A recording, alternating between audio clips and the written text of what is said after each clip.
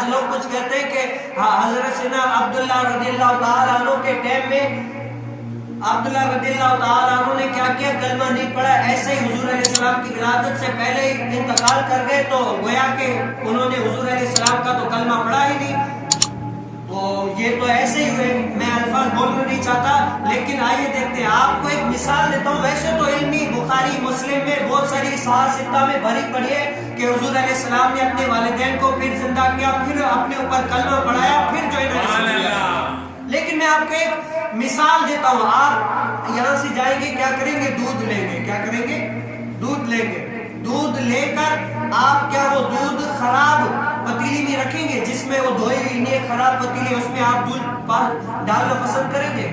ہرگز کوئی بھی ذی شعور جس کو اللہ تعالیٰ نے شعور دیا ہے، وہ کوئی بھی ایسا شخص نہیں ہوگا جو خراب پتیلی میں دودھ ڈالے تاکہ دودھ خراب ہو جائے، کوئی بھی نہیں ڈالے۔